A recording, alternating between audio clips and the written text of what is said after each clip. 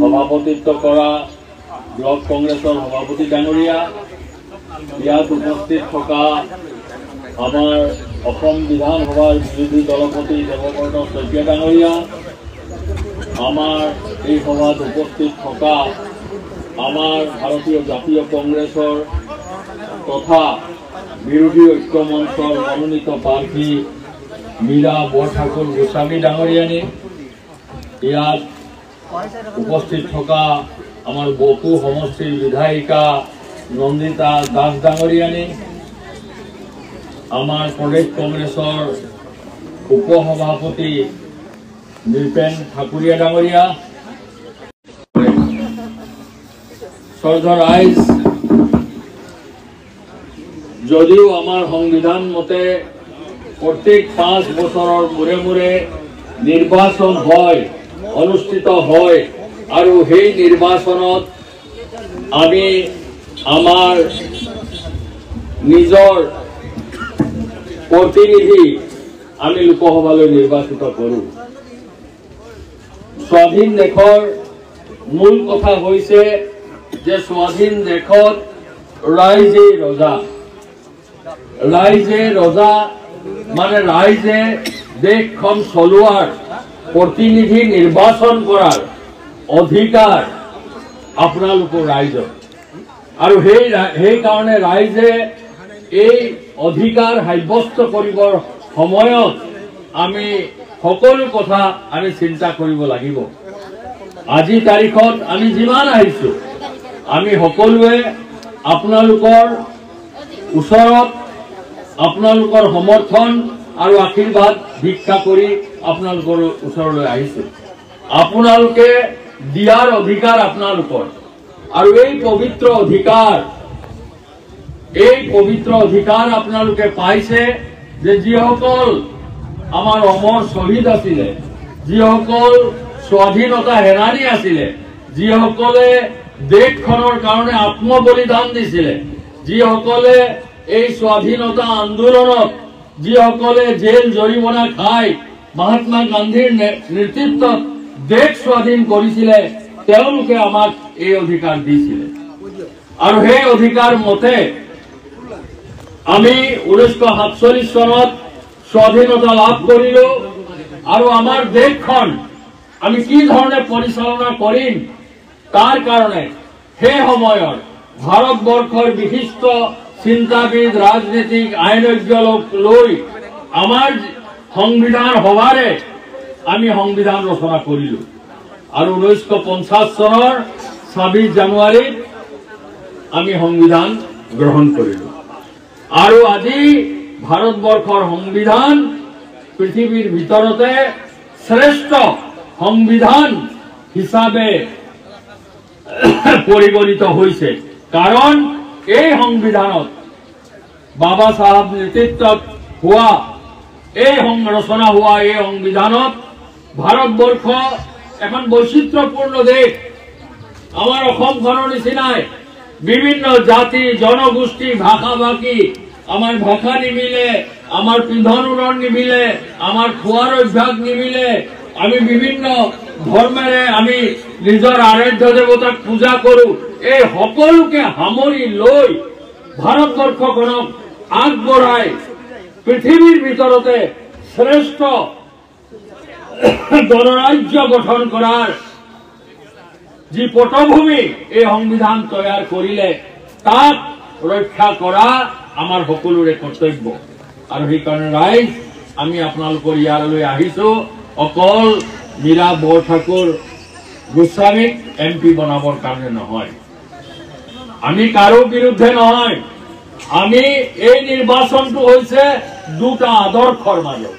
এটা আদৰ্শ যে ভাৰতবৰ্ষৰ যি বিভিন্নতা, এই বিভিন্নতাৰ মাজত যি ঐক্যতা, তাক ৰক্ষা কৰা। ভাৰতবৰ্ষৰ সকলো জাতি, সকলো ধৰ্ম, পৰ্বত ভৈয়াম, নদী পৰীয়া, সাগৰ পৰীয়া সকলো মানুহক এক হিচাপে লৈ যাতে আমি আগবাঢ়িব পাৰো, সেইটো এটা আদৰ্শ। আৰু সেই আদৰ্শৰ প্ৰথম লক্ষ্য হৈছে যে আচলতে এই দেশখনৰ মূল নিবাসী সকল ইয়াৰ মালিক এই দেশৰ নাগৰিক সকলৰ ইয়াৰ মালিক এই দেশৰ দুখীয়া জনসাধাৰণৰ কাৰণে কল্যাণ সাধন কৰা। আৰু আপোনালোকে ৰাইজ দেখিছে যে আজি আমাৰ দুৰ্ভাগ্যৰ কথা যে যিসকল আজিৰ আদৰ্শত বিশ্বাস থকা প্ৰধানমন্ত্ৰী হওক মুখ্যমন্ত্ৰীয়ে হওক বা তেওঁলোকৰ পূৰ্বসূৰীসকলে স্বাধীনতা আন্দোলনত যোগদান কৰা নাছিলে। তেওঁলোকে মহাত্মা গান্ধীৰ ভাৰত ত্যাগ আন্দোলন বিৰোধ কৰিছিলে, তেওঁলোকে ব্ৰিটিছৰ লগত হাত মিলাইছিলে। সেইকাৰণে তেওঁলোকৰ ৰাইজৰ প্ৰতি তেওঁলোকৰ যিটো কমিটমেণ্ট এইটো আমাৰ কংগ্ৰেছৰ নিচিনা নাই। আৰু সেইকাৰণে আজি আপোনালোকে দেখিছে যে আজি ভাৰতবৰ্ষত প্ৰত্যেক দিনাই 2-3 জন শিক্ষিত যুৱক যুৱতীয়ে আত্মহত্যা কৰিবলগীয়া হৈছে। কিহৰ কাৰণে? আজি আমাৰ দেশৰ নিবনুৱাৰ সংখ্যা স্বাধীনতাৰ কালত সকলোতকৈ বেছি আমাৰ নিবনুৱা হৈছে। আজি আমাৰ দেশৰ প্ৰত্যেক দিনাই খেতিয়কে আত্মহত্যা কৰিবলগীয়া হৈছে। কিহৰ কাৰণে? তেওঁলোকৰ উৎপাদিত সামগ্ৰীৰ উচিত মূল্য পোৱা নাই, তেওঁলোকে বেংকৰ পৰা ঋণ লৈছে, সেই ঋণ ঘূৰাব পৰা নাই। আজি আমাৰ বাই ভনীসকলে ৰান্ধনী ঘৰত সোমাবলৈ ভয় কৰে। এই বিজেপিৰ নেতৃত্বত আন্দোলন হৈছিলে, কি কৈছিলে যে মূল্য বৃদ্ধি আমি কমাম। তেওঁলোকে গৰু গাড়ী চলাই চিলিণ্ডাৰ ডিঙিত আৰি তেওঁলোকে আন্দোলন কৰিছিলে। কেতিয়া? যেতিয়া চাউলৰ দাম 18 টকা আছিলে, যেতিয়া চিলিণ্ডাৰৰ দাম 460 টকা আছিলে, যেতিয়া পেট্ৰল ডিজেলৰ দাম 50-60 টকা আছিলে।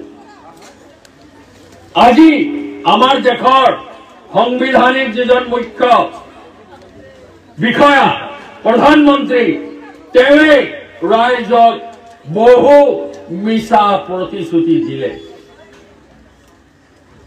আপোনালোকৰ সকলোৰে মনত আছে যে তেওঁ কৈছিলে যে আমি সকলোৰ একাউণ্টত 15 লাখ টকা দিম, মই বাদ দিলো। তেওঁ কৈছিলে গুৱাহাটীত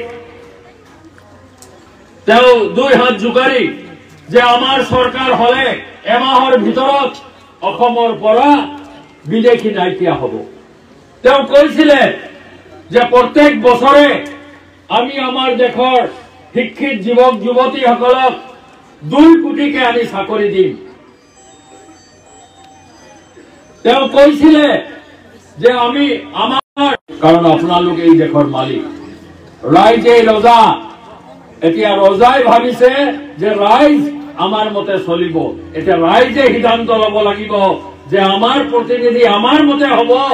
জনজাতিসকলক তেওঁলোকৰ অধিকাৰ দিছে, আমাৰ অনুসূচিত জনজাতিসকলক তেওঁলোকৰ অধিকাৰ দিছে, পিছপৰা শ্ৰেণীৰ মানুহক তেওঁলোকে অধিকাৰ দিছে আৰু অধিকাৰ দিছে সকলো ধৰ্মৰ মানুহে সমানভাৱে তেওঁলোকে তেওঁলোকৰ ধৰ্ম পালন কৰিব। আৰু সেই মূল ভেটিত আজি বিজেপিয়ে এই সাম্প্ৰদায়িক বিজেপিয়ে কুঠাৰঘাত কৰিছে। সেইকাৰণে ৰাইজ আজি আমাৰ বৰ্তমান সকলৰ অধিকাৰ, যাৰ যোগেদি আপোনালোকে কৃষকসকলৰ অধিকাৰ দিব পাৰিব। আৰু মীৰাব ঠাকুৰৰ কথা আপোনালোকে সকলোৱে জানে। মীৰাক মই বহুত দিনৰ পৰা জানো। আমাৰ যথেষ্ট সমাজ সচেতন এগৰাকী মহিলা। অন্য কোনো নগৰেও মীৰাক আপোনালোকে দেখিব যে ৰাইজৰ হৈ মাত মাতিবৰ কাৰণে, ৰাইজৰ হৈ কংগ্ৰেছৰ পতাকালৈ আগবাঢ়ি গৈ পুলিচৰ ঠেলা খাইছে, মাৰ খাইছে, কিন্তু ৰাইজৰ হৈ ৰাইজৰ মাত, ৰাইজৰ অধিকাৰ উত্থাপন কৰিবলৈ আগবাঢ়ি গৈছে। আমাক এগৰাকী তেনেকুৱা যুঁজাৰু প্ৰতিনিধি আমাক লাগে। মই নিজে ভাৰতবৰ্ষৰ কেন্দ্ৰীয় মন্ত্ৰী, 2বাৰ কেন্দ্ৰীয় মন্ত্ৰী আছিলো। মই নিজে পাৰ্লামেণ্টাৰী এফেয়াৰ্ছ বিভাগৰ মন্ত্ৰীৰ দায়িত্বত আছিলো। মই নিজে জানো, এই আমাৰ ইয়াৰ মুখ্যমন্ত্ৰীসকলে নাজানে যে ভাৰতবৰ্ষৰ পাৰ্লামেণ্টত আজিলৈকে যিসকলৰ নাম উজ্বলাব পাৰিছে,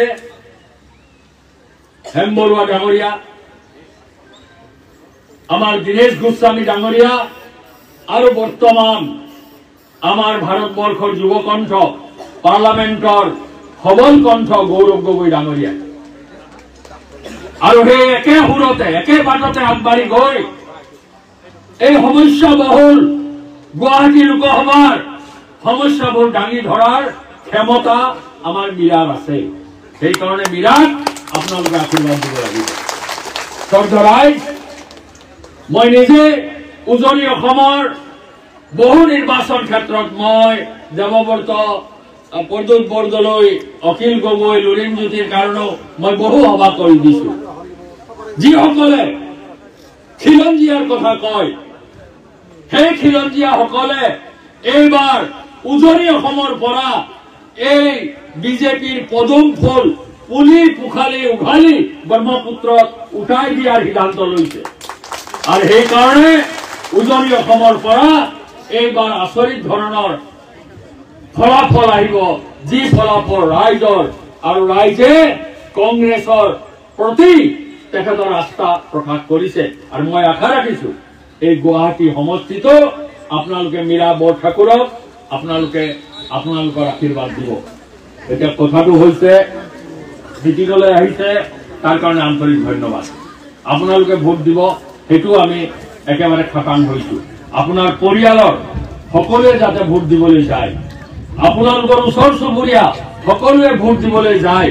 মই সকলোকে অনুৰোধ কৰিম, 7 তাৰিখে 8 ঘণ্টা আৰু তাৰ আগত আজিৰ পৰা প্ৰত্যেক দিনাই আপোনালোকে 2 ঘণ্টাৰ কাৰণে নিজৰ বৰ্তমান ল'ৰা ছোৱালীৰ ভৱিষ্যতৰ কাৰণে, কংগ্ৰেছৰ হাত মজবুত কৰিবৰ কাৰণে ৰাইজক আমাৰ নেতা ৰাহুল গান্ধীয়ে যি ৰাইজৰ প্ৰতি যি ন্যায় প্ৰতিশ্ৰুতি দিছে, মহিলাৰ ন্যায়, যুৱকৰ ন্যায়, নিবনুৱাৰ ন্যায়, শ্ৰমিকৰ ন্যায়, খেতিয়কৰ ন্যায়, এই ন্যায় কথা আপোনালোকে নিশ্চয় মীৰাই আপোনালোকক আমাৰ পেম্পলেটবোৰ দিছে, এইবোৰ প্ৰচাৰ কৰিব।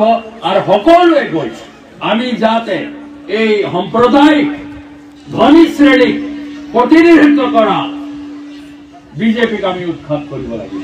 শেষত মই এটাই কথা কওঁ, কংগ্ৰেছ দলকে আদি কৰি বহুত দলে, আজি আপোনালোকে জানে আমি যেতিয়া মন্ত্ৰী আছিলো, ডক্টৰ মনমোহন সিঙৰ নেতৃত্বত, সোনিয়া গান্ধীৰ নেতৃত্বত আমি ভাৰতবৰ্ষৰ খেতিয়কসকলৰ 70,000 কোটি ঋণ আমি মাফ কৰিছিলো। কিন্তু অতি আচৰিত কথা যে বহু হেজাৰ খেতিয়ক যোৱা 10 বছৰত আত্মহত্যা কৰিলে, মোদীয়ে 10 টকাও মাফ নকৰিলে। তাতোকৈ আচৰিত কথা, ভাৰতবৰ্ষৰে নহয় পৃথিৱীৰ ধনী শ্ৰেণীৰ ভাৰতীয়সকলৰ প্ৰায় 16 লাখ কোটি টকা তেওঁলোকে মাফ কৰিলে। কাৰ মাফ কৰিলে? এই আৰবপতিসকলৰ, কোটিপতি নহয়, আৰবপতিসকলৰ প্ৰায় 15 লাখ কোটি টকাতকৈ বেছি টকা তেওঁলোকে মাফ কৰিলে।